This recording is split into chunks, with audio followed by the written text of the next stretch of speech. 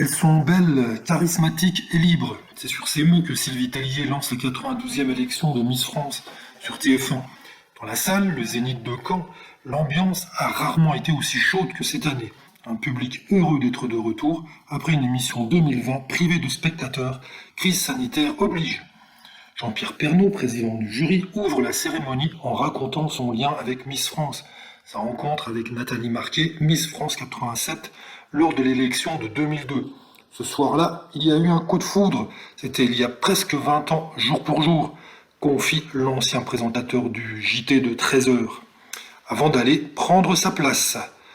Jean-Pierre Foucault, l'indéboulonnable présentateur depuis 1995, l'une des plus grosses audiences télé de l'année, prévient dès le début.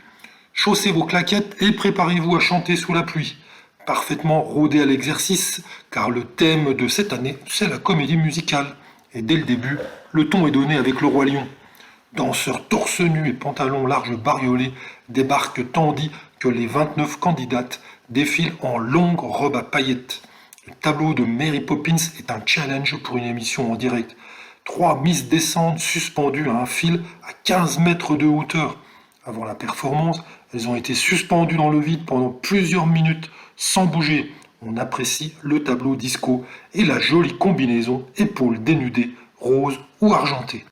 Est-ce qu'elles mettent des paillettes dans votre vie ? Demande Jean-Pierre Foucault à Inès Reg, membre du jury aux côtés d'Ahmed Silla, Amel Bent ou Philippe Lachaud. Elles en mettent totalement et elles en mettent dans la vie de tous les Français ce soir, répond l'humoriste bon public. On peut être fier d'elles et elles peuvent être fières d'elles, explique la comédienne fan de l'émission, qui confie avec un grand sourire. Dans ma tête, moi, je suis un peu Miss France. C'est sur le thème de Chantons sous la pluie que s'élancent les candidates pour le traditionnel passage des costumes régionaux. Les organisateurs promettaient un coup de modernité sur cette épreuve. On le cherche encore. Costumes bariolés, tissus chargés, beaucoup de choucroute, trop de couleurs, tout ça fait un peu mal aux yeux. Miss Corse arbore le bicorne de Napoléon. Pays de la Loire ressemble à un abat-jour. Clin d'œil raté aux machines de Nantes. Île-de-France, par contre, séduit avec une marinière rouge et blanc, toute simple, et un jupon bleu. Jean-Pierre Foucault les trouve toutes absolument superbes. Question de goût. Le traditionnel tableau des maillots, déterminant, se fait sur Sweet Dreams de Rhythmix, péchu et enlevé. Le public applaudit chaleureusement Miss Normandie.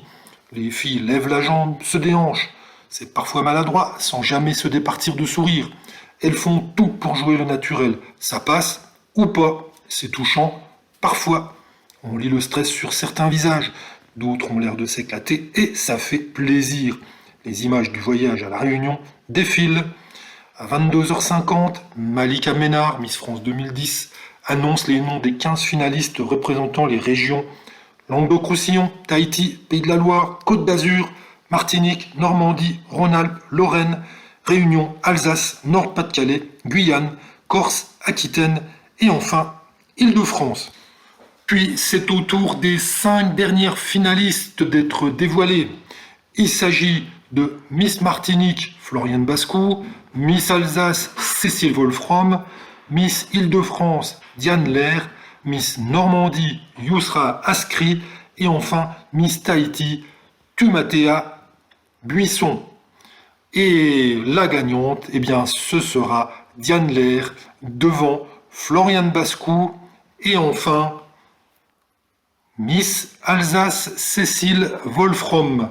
Donc le palmarès, Miss Île-de-France Diane Lair, Miss Martinique Floriane Bascou et enfin Miss Alsace Cécile Wolfram. Félicitations à toutes et merci encore pour ce magnifique spectacle qui a été offert en direct depuis Caen et qui nous en a mis plein les yeux. Beaucoup de paillettes, beaucoup de couleurs, de magnifiques tableaux. On en redemande.